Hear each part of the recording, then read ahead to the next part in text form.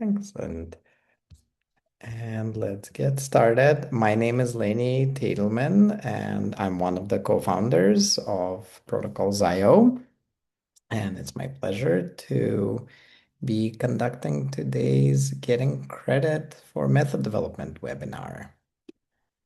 So, before we launch in, just a few housekeeping things. So this is being recorded, and we will be sending out the recording of the webinar and the link to these slides, so you don't have to scribble notes and URLs. You'll get the email sometime later today or tomorrow.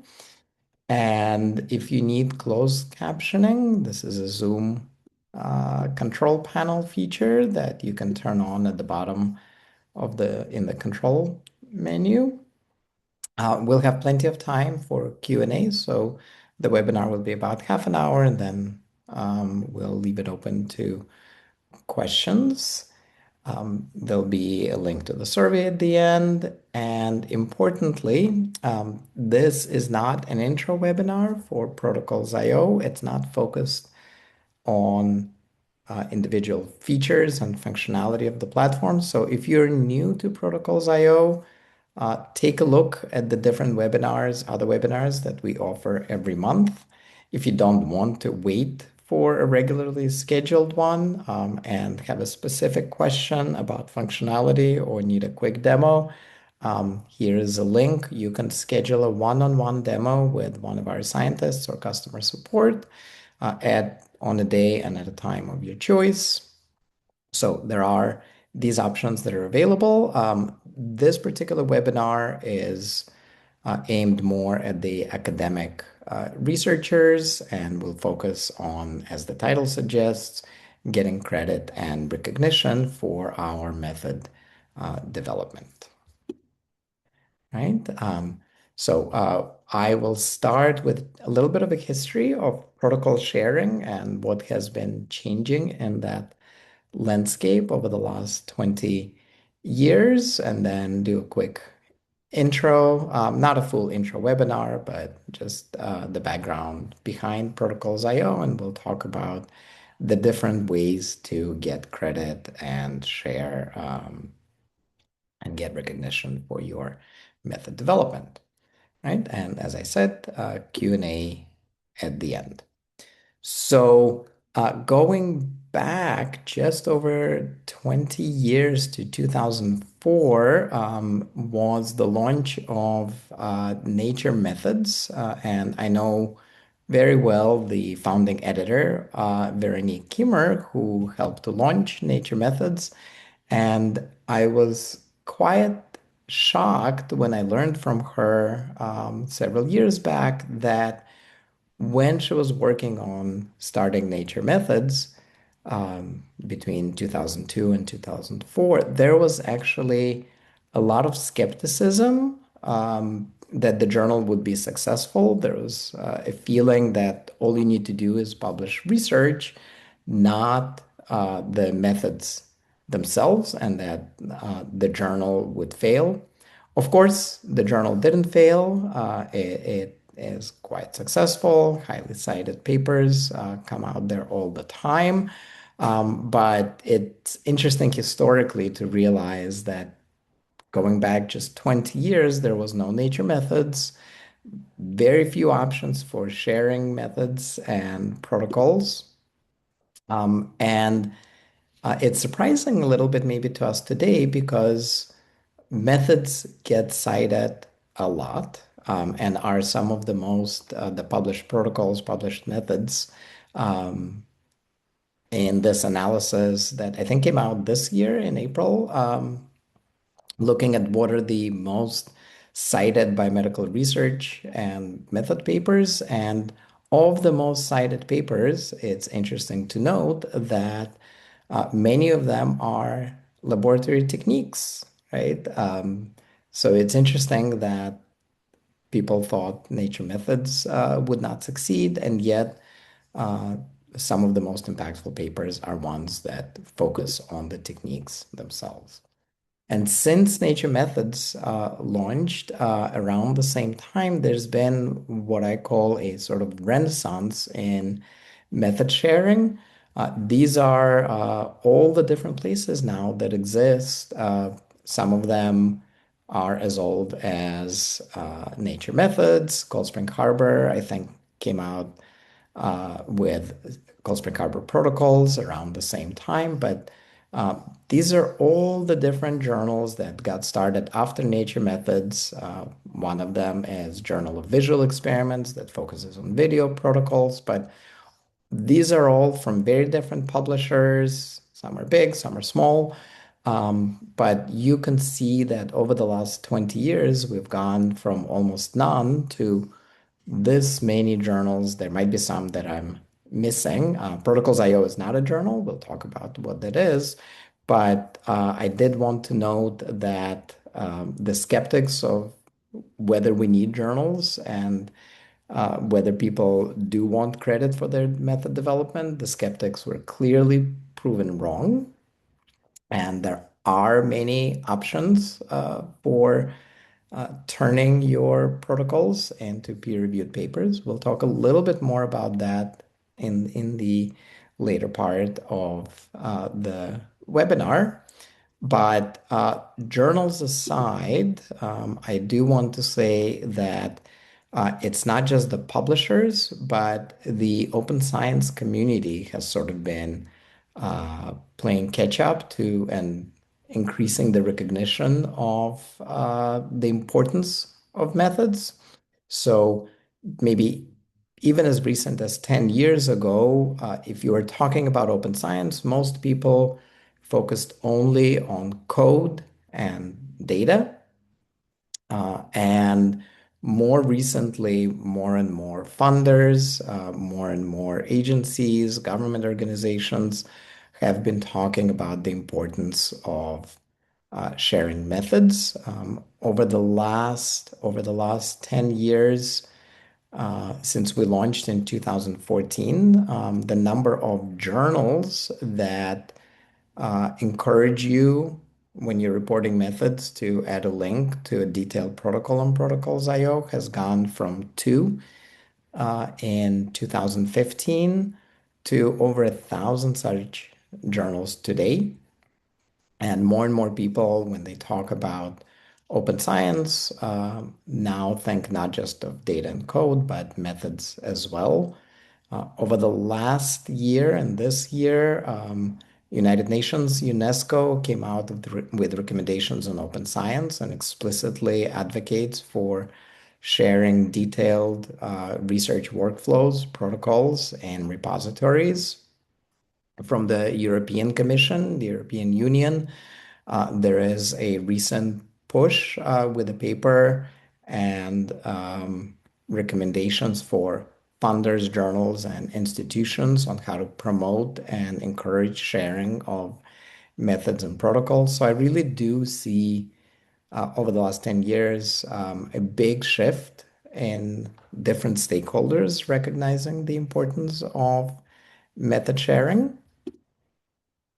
And I particularly love that there is now an annual Love Methods Week, the same way that there is an Open Access Week. There is a Love Data Week that happens every year in February. And this year, there will be the third annual Love Methods Week. So I encourage you to check it out. When you get the slides, there will be a link to this. That is happening a little bit later in a few months in January. This says February 24, 25. Maybe I have the date incorrect. Oh, this is the previous one. The one in 2026 is happening in January. So I'll update it before I share the slides. Apologies about that. But there are a lot of really good talks happening throughout the entire week in different time zones that focus about the importance of methods. And the need for sharing them in a detailed fashion. So it's really good to see these changes. So 2 years ago, this got started. And Protocols.io itself As I said, we launched in 2014 with the mission to make it easier to share method details before, during, and after publication. And my own personal story, the sort of seed for Protocols IO is that with my science background, after getting my PhD, as I was doing my postdoctoral research, uh, I struggled with correcting a method, single cell microscopy method, where it took me a year and a half to figure out that one of the many steps of the protocol that I was using was incorrect. And instead of a microliter of an enzyme, I needed five. And it was the realization that after a year and a half of work and making that tiny little tweak to get the method to work, it's not a new technique. So I can't share it easily. There is no paper because the method has already been published. Everybody who's using that method is getting incorrect results, and I don't get any credit for that year and a half because it's not a new technique. It's simply a correction of something that was previously published. So that's sort of the background, as I said, the seed for my obsession with creating a central place that makes it easy to share our method details and to get credit for the work of developing, correcting, and optimizing techniques. So Protocols IO launched in 2014, and there are two sides to the platform. There is the open access repository, and that's the part that we'll focus on in this webinar, where everything that you share, everything that you find on the open side of Protocols IO is free to read and free to publish. It's open access, CC BY. And what we do charge for is use of Protocols IO for internal private collaboration, uh, whether it's in your academic institution or in a private company. So if you're in a biotech or pharmaceutical, you'd be using Protocols IO for the internal. If you're in academia, you might be using it internally for private collaboration, but you can share an unlimited number of public protocols that are available to everyone. Right? As I said, I won't be going through the many beautiful features of Protocols IO. I will just mention that if you haven't explored the platform yet, it's not just about a place, a repository to share protocols, but the protocols that you do share um, are dynamic and interactive. It's easy to add images and videos directly into the steps of your protocols. There are discussions that you can have right on the steps of the protocols. There is a run button, so for hands-on techniques, you can step through protocols. And importantly, the copy fork allows you to treat any of those 24,000 plus public protocols as templates. So you can make a copy of someone's protocol, and if you have slight modifications depending on your research topic, the organisms that you're studying, the approaches that you're using, you might have slight tweaks. And that's what the copy for button allows you to do, is to make a private copy of someone's public protocol. So a lot of wonderful functionality on Protocols IO that I welcome you to explore. But for this webinar, we'll focus specifically on not the commenting and features on Protocols IO, but the public sharing and how you can get credit for it. So on our really nice help hub, there's a lot of really good information about Protocols IO, and you'll also find a page dedicated to the different ways of sharing on Protocols IO. So a lot of the papers that are published nowadays do have links to Protocols IO from their method sections or from the references, and we'll show how to share protocols that accompany research papers a little bit later. in the webinar. But most of the people that are sharing on Protocols IO are doing it because they want credit for their method development. They're doing it long before they have any papers that are ready that relate to these methods, long before they have any specific results. So you can treat Protocols IO a little bit like bioarchive or archive, a preprint server for your methods specifically, so you can get them out as soon as you're ready, long before you have research results. And most of the, I would say 80% or more of the protocols of those 24,000 public protocols that we have are shared that way with people just clicking publish on protocols.io.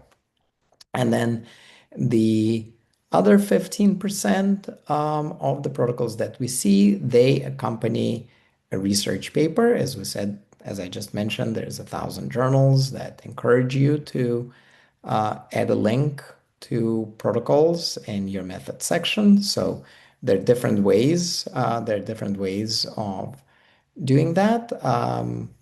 That I'll show in just a second, but you can easily pop a link into your manuscript, into the method section. You can easily pop a link using the DOI from Protocols IO.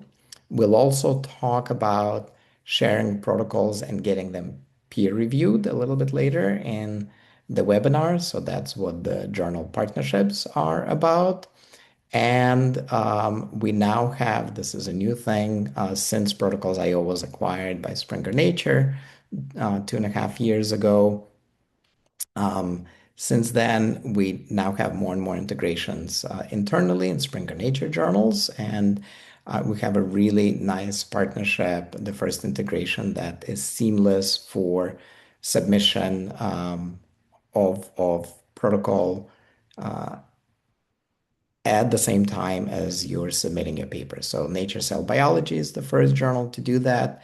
We're hoping to add more and more this year, but instead of just dropping a link, there is an integration that makes it seamless and easy to share your protocols as you're submitting your manuscript. But for all of the other journals, those 1,000 that I mentioned, you would just get a DOI on Protocols.io. You'd click Publish button on your protocol and get a DOI and add it to the method section of your paper. And you will also notice on your protocols that there is a reserve DOI button. If you don't want to make your method fully public before your paper is accepted and published, you would use the reserve DOI. It will generate a DOI without making it fully public and without making a protocol fully public. And so then you can include that with the link for reviewers specifically to access it, but without making it fully public on Protocols.io. And then you can also share drafts. We won't go into all of the details. The help articles help to disambiguate between these options, but it is very easy to make your protocols public. And what it helps is to improve the reproducibility of your papers. It leads to this, what we call modular publishing, where the paper is the story at the center, but your data, your code, your images can live in different repositories, and the protocols are one of those outputs that your paper links to, but the protocol itself lives on Protocols.io. So here is an example from one of the Nature Communications papers where you can see that they've deposited their reagents in AdGene, and they have two links to different protocols that accompany the paper on Protocols.io. And what I want to highlight here in terms of getting credit for your work is that when you look at the actual published paper that I showed on the previous slide, the Nature Communications paper, um, you will see an author list, and here's the first author, Elizabeth Bell. But if you look at the protocol, the person that developed the technique and got it to work, Kelsey, is the first author on the protocol. So sharing the link, sharing the protocol on protocols.io and linking to it from your paper is part of giving you that extra recognition. So it is possible to see who actually developed the technique, even though the author order on the paper itself is different, right? So we have many examples of that. And also the nice thing is because all protocols, as I mentioned, on protocols.io are open access, even if your paper is in a subscription journal, the method behind it is open and is available to everyone. And then in terms of getting even extra recognition beyond just sharing the protocol on protocols.io or as having it part of a research paper, if you open any of your protocols in the view, you will see a peer review options drop down. And this is an expanding list of partner journals that welcome protocols from protocols.io as submissions for peer-reviewed method papers. So going back to the second slide that I showed in this presentation, that expansion in the number of journals that are dedicated to having you share methods. Some of them are method specific, some of them are broader journals like Metabolomics or Gigabyte. But you will see that we have partner journals that welcome protocols for submission for peer review papers. And how it looks if you do that is that the protocol on protocols.io gets a peer reviewed method badge. It links to the publication. The protocol in the journal has a link to the protocol from the paper, but these are uh, complementary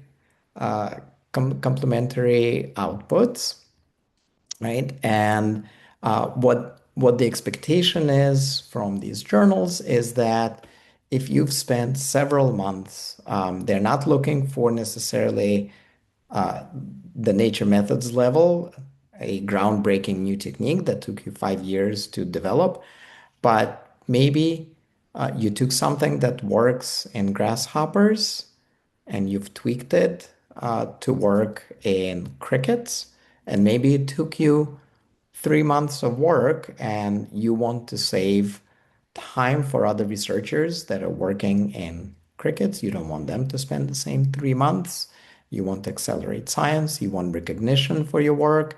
And so these are journals that are not expecting, if you're submitting a protocol for peer review, they're not expecting novel results. They're not expecting necessarily a groundbreaking technique, but they're expecting that you've had a significant effort to get something to work in a different organism, or maybe the way you got the protocol to work requires fewer reagents, it costs less, and in resource-constrained countries and institutions, it makes the method available. So these journals welcome such innovation, and you can turn your protocol, if you've spent significant amount of time getting it to work, you can turn it, publish it on protocols.io, and publish a peer-reviewed corresponding paper.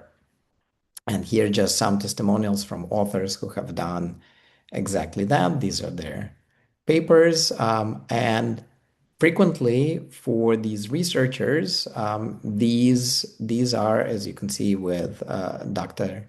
Sarasoni, these are often their first papers as graduate students, because your research results might take 5 years, and maybe the first 2 years, as in my example of my postdoc, maybe in the first 2 years you were getting the method to work, and then you're taking 3 years to get the results and put them together into a research story. But in the meantime, after those first 2 years, you can get credit and get experience publishing a peer-reviewed paper if that's important to you, on top of just sharing on protocols IO. And example specifically, this example specifically with Dr. Sarasoni, he had shared the protocol very early on in his graduate studies. And then when he saw that we have these research partnerships with journals, several years later, he turned it into a protocol on protocols IO. So you can see uh, first version of the protocol was published in 2020, and then in 2021 is almost 2 years later, is no, a year later, is when the paper came out. And what's interesting about this, going back to the mission of Protocols IO, as you make improvements, you can't easily update the paper, but because similarly to bioRxiv and archive, because there is versioning on protocols IO, if you make any improvements, if you have optimizations, if you want to clarify the protocol, you can come back at any point, and you can create a new version, as Dr. Sirasoni did in this case, and share. The paper remains what it was back in 2021, but a year later, you can share updates and improvements, right? So um, there are a lot of benefits. We have a lot of testimonials from things like this. And in terms of getting recognition and credit for your work, it's important to note that on every public protocol, we try to highlight there is a metrics tab, and we try to highlight how many people are using and reusing your protocol. If there are any papers that are published that link to it, we try to detect that and share what are the different papers citing your method on that metrics tab. And this may not be a peer-reviewed publication, but it is an important output similarly to data that does help to establish you as a scientist and helps to establish what your contribution has been, possibly long before you've published any papers, right? Um, and it's interesting that, the impact from Dr. Sirasoni and the work goes far beyond just the research question in general because of his sharing of the methodology. In terms of the other benefits to sharing in the repository, I want to also highlight, this is one of my favorite examples of sharing on Protocols IO. On social media, a scientist from Chile asks if anyone has a technique for getting RNA out of primary cortical neuron cultures. It doesn't matter what the details are, but what's amazing about this example is that when a researcher in San Francisco says, here's the protocol that should work for you from Protocols IO, what's amazing about this example is that if you actually look at the protocol, it is part of a paper in the Journal of Gigascience from a team in Australia, and that paper has nothing to do with cortical neuron cultures. It's a paper on parasites of stickleback fish, right? And because the authors chose to not just add the protocol as a supplementary file to their paper, but to put it in a central repository on Protocols.io, their method becomes available to people far outside of their field. So the chances that Dr. Montenegro is going to come across as he works on cortical neuron cultures, chances that he'll come across this paper are close to zero. But because they deposited the protocol on Protocols.io, they made their paper more reproducible, and they've allowed much greater discoverability and reuse of their protocols. So not only Is it about what your author order is and where you are in the paper versus where you are in the protocol and getting that appropriate credit? But it increases the eyeballs. Protocols IO is indexed in Google. It's indexed in Google Scholar. That's where I think 60% of our traffic comes from. So by putting your protocols in a repository rather than a supplementary file, you do increase the number of people that are going to be taking advantage of it far beyond the paper itself. And another example, testimonial from Australia is um, this fantastic from Professor Martelotto at University of Adelaide is a fantastic example of someone who shares very prolifically with or without corresponding papers, has been sharing publicly on Protocols IO. And I love this quote from Professor Martelotto where he said, 80% of my recent collaborations have been a direct result of sharing our protocols publicly on Protocols IO, right? So it gives you, establishes you as a scientist, as I said. Uh, if you turn it into a peer-reviewed paper, it's extra credit, maybe your first publication as a research scientist in graduate school. But even just sharing, clicking make public on Protocols IO, getting the DOI and making it accessible through Google and ChatGPT um, does improve your standing in the research community. It does establish you and can lead to very fruitful partnerships and uh, collaborations, right? I am not going to be doing a live demo of Protocols IO because I said that we would limit this to about a half hour. But for those who are joining late, no, don't want to start here.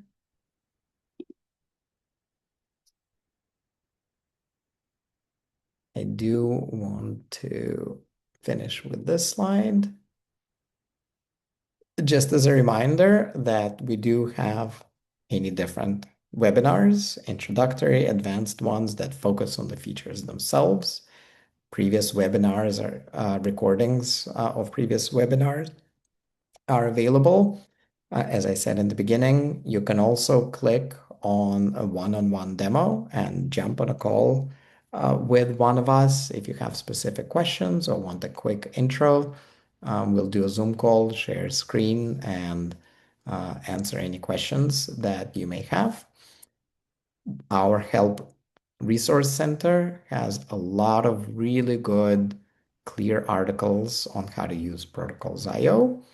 And we also have a whole bunch of 2-minute tutorials if you don't want to watch a 40-minute webinar that answer a lot of the questions that you may have about how to do something specifically on Protocols IO. And of course, you can always email us at info@protocols.io. We monitor that and tend to respond within a day or two to pretty much all requests and questions. But